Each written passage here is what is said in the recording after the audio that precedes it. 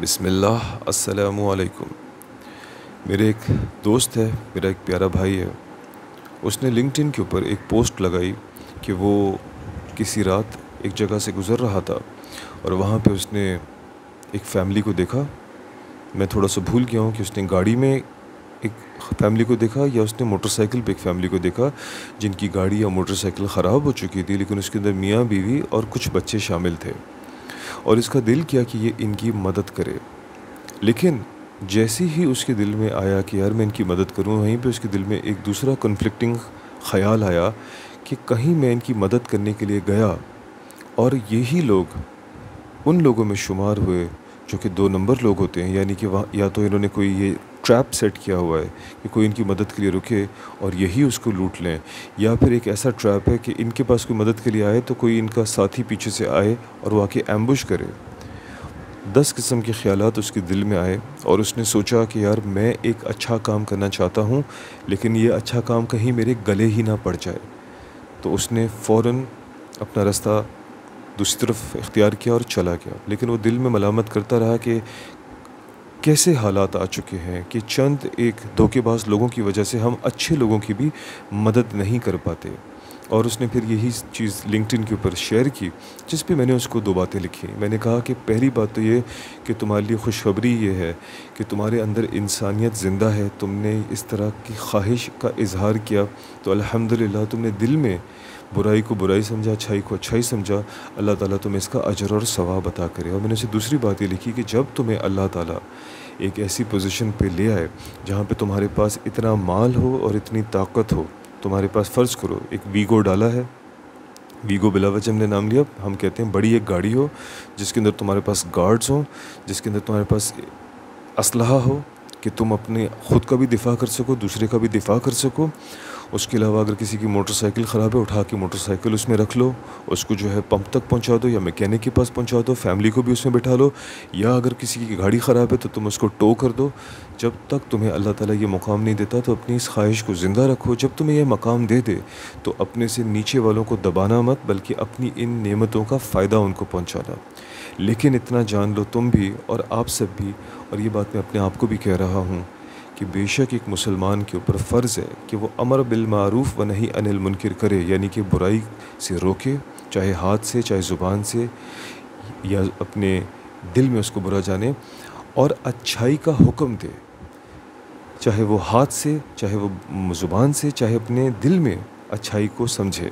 امر بالمعروف و نہی عن المنکر قرآن حکیم کے الفاظ ہیں، اور یہ ایک مسلمان کے اوپر فرض ہے کہ وہ اس کو قائم کرے۔ اور بے شک ہم اپنے پیارے نبی کریم صلی اللہ علیہ وسلم کی زندگی سے معاملات کو سیکھتے ہیں، یا پھر ان کے اہل البیت سے، ان کے قریبی صحابہ سے، اور ہمیں پتہ ہے کہ ہمارے پیارے نبی کریم صلی اللہ علیہ وسلم ایک کائنڈ ہارٹڈ انسان تھے، انتہائی مخلص، انتہائی ایمپتھی سے بھرے ہوئے۔ کسی مومنٹ پہ انہوں نے جو ہے ایسا نہیں کیا کہ کسی کی مدد نہ کی ہو۔ صحابہ کرام کے ہمیں جو ہے عمل سے پتہ چلتا ہے کہ ایک مسلمان کی زندگی یہی ہے کہ وہ دوسروں کے لیے جیتا ہے اور دوسروں کے لیے ایگزیکیوشن کرتا ہے۔ انفارچونیٹلی حالات، واقعات، معاملات ایسے ہو گئے ہیں، لوگ ایسے ہو گئے ہیں کہ ہم اچھا کام کرنا چاہیں بھی تو ہم نہیں کر پاتے۔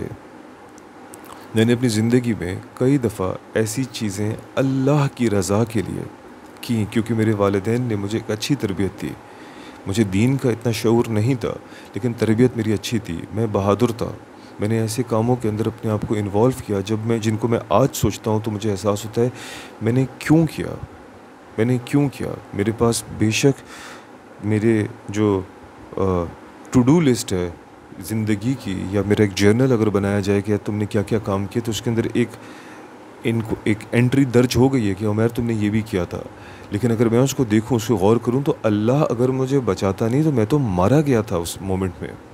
میرے کالج کے اندر میرا دوست غصے کا مارا ہوا، اتنا زبردست ٹاپر، بہترین پڑھائی میں نمبر 1، ٹھیک ہے، اور پاکستان بورڈ کے اندر پڑھائی کی، ایجوکیشن بورڈ کے اندر ٹاپر، بہترین لڑکا، غصے کا بس تیز، غصے کا اتنا تیز کہ اس کی بہن کو کسی نے آواز لگا دی، ایسی چھیڑ دیا، وہ صاحب اس سے ادھر لڑنے پہنچ گئے۔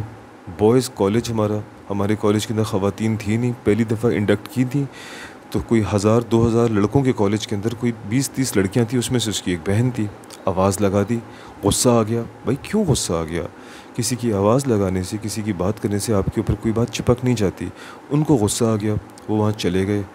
میں اپنے دوست کو تو نہیں چھوڑ سکتا تھا اکیلا، میں اس کے ساتھ کھڑا ہو گیا.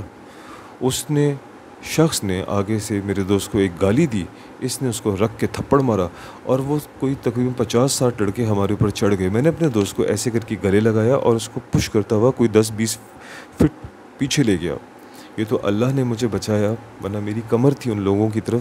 مجھے صرف ایک تھپڑ یہاں لگا، ایک لات یہاں لگی، اس کے علاوہ مجھے کچھ نہیں ہوا.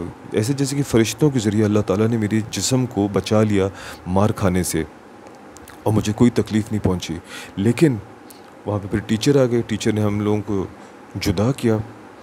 جب سب کچھ ہو گیا تو میرا دوست کہتا ہے یار تو پٹھان کا بچہ ہے. میں نے کہا بھائی میں کوئی پٹھان نہیں ہوں، تو میرے دوست ہو، میں ایک مسلمان ہوں. میں اپنے دوست کو نہیں تو سچا پٹھان ہے، تو وہاں سے بھاگا نہیں. اب وہ تو مجھے بڑھاتا، وہ تو مجھے چڑھاتا رہا. اور ظاہر سی بات ہے، انسان کا ایڈرینلن، انسان کے اندر کی خواہش ہوتی ہے کہ اس کو یہ باتیں سن کے اچھی لگتی ہیں.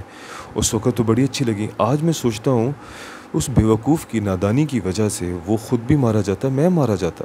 ہم کالج میں پڑھنے کے لیے آئے ہیں، وہاں پہ کوئی غنڈہ گردی کرنے کے لیے تو نہیں آئے. ٹھیک ہے اس کی بہن میری بہن کی طرح ہے، مگر اس کی بہن کو اس نے صرف ایک آواز ہی لگائی تھی نا.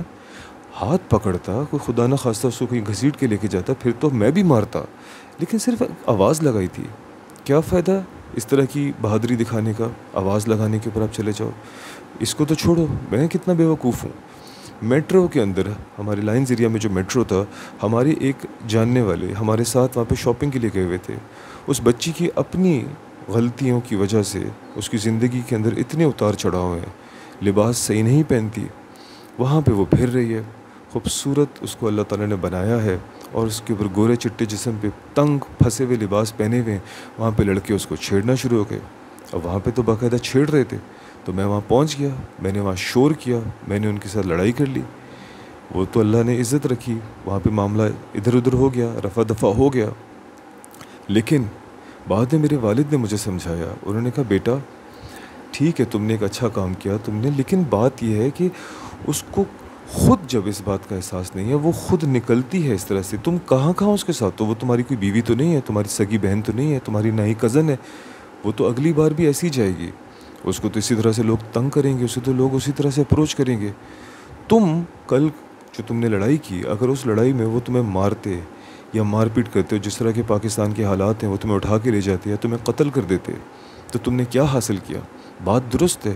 ایک شخص خود پردہ اختیار نہیں کرتا، خود اپنا خیال نہیں کرتا، اس کے لیے میں اپنے آپ کو کیوں پریشانی میں ڈالوں؟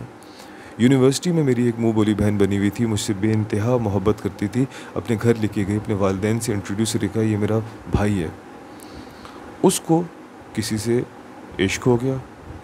وہ صاحب کا کیریکٹر صحیح نہیں، اس کو میں بتا رہا ہوں کہ یار یہ تو پوری یونیورسٹی میں مشہور ہے، خودکشیاں یہاں پہ اس نے کی ہوئی ہیں، اس نے زہر پیا ہوا ہے، یہ پاگل آدمی ہے. نہیں، عشق میں مبتلا، گرفتار، سمجھانے کے باوجود کچھ نہیں. اس نے وہی چیزیں ان کے اوپر کرنا شروع کر دی.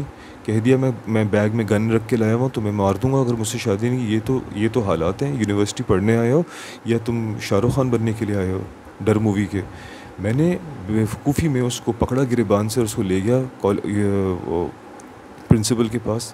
میں نے یہ تو نہیں کہا کہ اس کے پاس کوئی گن ہے، کیونکہ مجھے پتا تھا وہ سب جھوٹ ہے، وہ سب اس کو ڈرا رہا ہے. لیکن میں نے کہا یہ اس طرح کی حرکتیں کرتا ہے. مجھے یاد نہیں ہے کہ وہ رسٹیکیٹ ہوا تھا کیا ہوا تھا، لیکن اگر وہ واقعی اتنا پاگل تھا وہ تو کالج سے باہر نکل کے مجھے گولی مار سکتا تھا. اس کو سمجھا دیا ہے کہ بھائی تم ایسی حرکتیں نہیں کرو، یونیورسٹی پڑھنے کے لیے آئے ہو، یہ عشق معشوقی کے لیے نہیں آئے ہو. تو اس کی غلطی ہے، میں کیوں پاگل ہو رہا ہوں؟ میرے والدین نے لاکھوں روپے بھرے ہوئے میری پڑھائی کے، مجھے کیا فائدہ؟ اور اس طرح کے واقعات تو میری زندگی میں بھرے ہوئے. میں آپ کو سب سے آخری واقعہ بتا دیتا ہوں. ابھی سندھ اور پنجاب کے بیچ میں کوئی بارڈر لگتا ہے، وہاں پہ ہم لوگ ٹریول کر رہے تھے آفس کی طرف سے. وہاں پہ ایک مسجد میں ہم نے نماز پڑھی.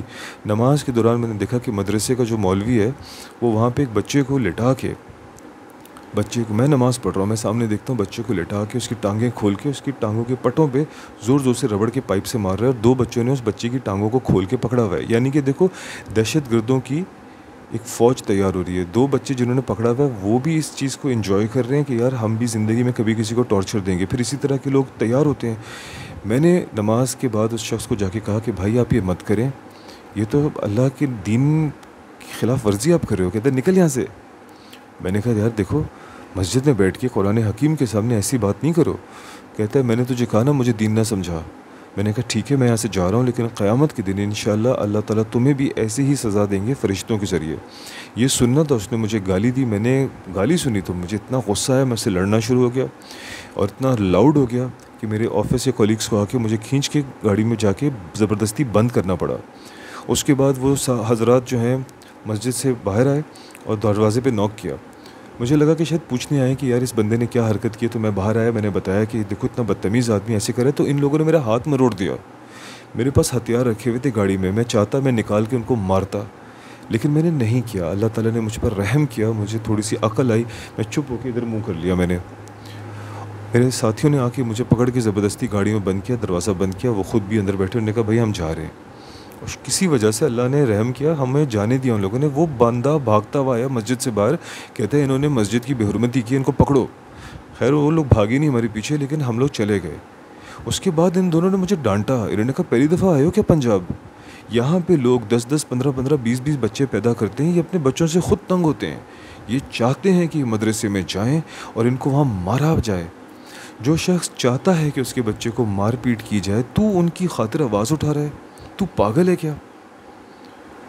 واقعی میں اس بات کو اب سوچتا ہوں. میں نے 10 لوگوں سے وہ کیا, وہ کہتے ہیں کہ وہ لوگوں کو تو پرواہ نہیں ہوتی اپنے بچوں کی. یار وہ تو خود تنگ ہوتے ہیں وہ شور شرابے سے. وہ کہتے ہیں جاؤ. اور اس کے بعد یہ پوری ایک فصل قائم ہوتی ہے, تیار ہوتی ہے دہشت گردانہ سوچ والی, روتھلیس قسم کے لوگوں کی, کیونکہ وہ بچپن سے ہی مار کھاتے ہیں. کہتے ہیں یہ تو نے تو پہلی دفعہ دیکھا ہے بھائی. یہ یہاں کا معمول ہے, انٹیریئر کے علاقوں کا, سندھ کا, پنجاب کا. وہاں پہ تو یہ ہوتا ہے. یہ تو یہاں پہ مار کھاتے ہیں اور بری طرح سے ہڈیاں توڑ دی جاتی ہیں ان کی. اور آپ کے سامنے اتنے سارے قتل آ رہے ہیں آپ کے سامنے. مدرسوں میں قتل ہو رہے ہیں, زیادتیاں ہو رہی ہیں. ان لوگوں کی خاطر میں اپنے بچوں کو یتیم کروں, اپنی بیوی کو بیوہ کروں, میں اپنے آپ کو ڈسٹرب کروں, اپنا کریئر برباد کروں, مجھے مار دیا جائے, مجھے جیل میں ڈال دیا جائے, مجھے معذور کر دیا جائے. یہ ساری باتیں بتانے کا مقصد ہرگز یہ نہیں ہے کہ دیکھو میں کتنے اچھے کام کیے زندگی میں. یہ بتانے کا مقصد یہ ہے کہ بہادر کی زندگی تھوڑی ہوتی ہے.